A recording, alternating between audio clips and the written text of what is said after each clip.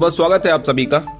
केंद्र सरकार ने अभी जो डीए बढ़ाने का फैसला किया है, तो वैसे ही डीए आपको पता होगा जो 7वें पे कमीशन था उससे अभी भी 60% डीए कम है, क्योंकि जो 7 पे कमीशन लगा था उस टाइम पे डीए 126% था और अभी डीए मात्र 53% है। तो अभी भी सरकार जब डीए बढ़ाने की सोच रही है, जो मार्च में डीए बढ़ाएगी, तो वो भी अभी 2% बढ़ाने की सोच रही है, क्योंकि सरकार ज्यादा से ज्यादा कोशिश कर रही है कि कर्मचारियों को कम से कम वेतन दिया जाए। वहीं पर 18 महीने का डीए पहले ही ना देने की घोषणा कर चुके हैं। जो फिटमेंट फैक्टर 3.86 लगना था उसको भी 2 से कम करने की कोशिश कर रहे हैं, और जो अभी डीए बढ़ाने वाले हैं वो 3 या 4% बढ़ने वाला था, उसको भी ये 2% ही बढ़ाएंगे।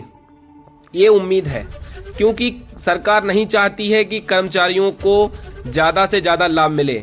सरकार को ये अनुभूति होनी चाहिए कि महंगाई उच्च स्तर पर पहुंच चुकी है और जो वेतन कर्मचारियों को मिल रहा है ये आज से 10 साल पहले के महंगाई के अकॉर्डिंग उनको वेतन मिल रहा है।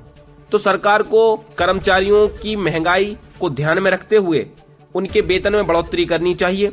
वैसे भी जो यूनियन के लीडर्स हैं उन्होंने केंद्र सरकार को अपना लेटर दिया है और उसमें जो मांगे रखी हैं उसमें कर्मचारियों के हित में बहुत सारे फैसले लेने की बात कही गई है कि जो फिटमेंट फैक्टर है अगर केंद्र सरकार 2 से कम ना करे, क्योंकि केंद्र सरकार के मन में है कि वो जो फिटमेंट फैक्टर है वो 2 से कम कर देगी, और जो डीए है उसको बेसिक सैलरी में मर्ज कर दिया जाए ताकि सैलरी और डीए में ज्यादा नुकसान ना हो, और कर्मचारियों को महंगाई भत्ते के साथ सैलरी की बढ़ोतरी की जाए। जीसीएम ने अपनी रिपोर्ट सरकार को सौंप दी है। अब देखते हैं सरकार इस पर क्या फैसला लेती है। कैबिनेट की बैठक हो चुकी है। 8वें पे कमीशन के जो आयोग का गठन होने वाला है वो भी कुछ महीने में उसका गठन हो जाएगा, क्योंकि 1 जनवरी 2026 से 8th पे कमीशन लागू होने वाला है।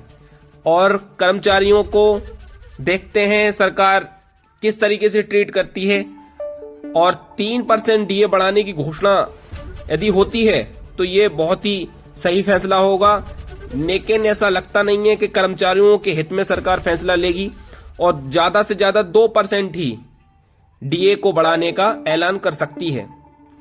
वहीं पर जो शिव गोपाल मिश्रा जी हैं वो भी लगातार कोशिश कर रहे हैं कि कर्मचारियों के लिए कुछ केंद्र सरकार से वार्तालाप करके उनके हित में फैसले करवाए जाएं, परंतु सरकार ना ही महंगाई को देख रही है, ना ही कर्मचारियों के जो डीए था उसको बढ़ाने के लिए बात कर रही है, और ना ही जो 18 महीने का उनका डीए रुका हुआ था उसको भी ना देने की घोषणा कर चुकी है। अब ओल्ड पेंशन को भी इन्होंने नकार दिया है। ओपीएस जो केंद्र सरकार और सभी कर्मचारियों के लिए लाभदायक था उसको भी इन्होंने हटा दिया है। यूपीएस लाए हैं जिसमें कर्मचारियों का ज्यादा से ज्यादा नुकसान ही होने वाला है। अब देखते हैं सरकार कहां तक कर्मचारियों के साथ अन्याय करती है। उनको न्याय करना चाहिए, क्योंकि हम लोग भी उनके हित में ही काम करते हैं।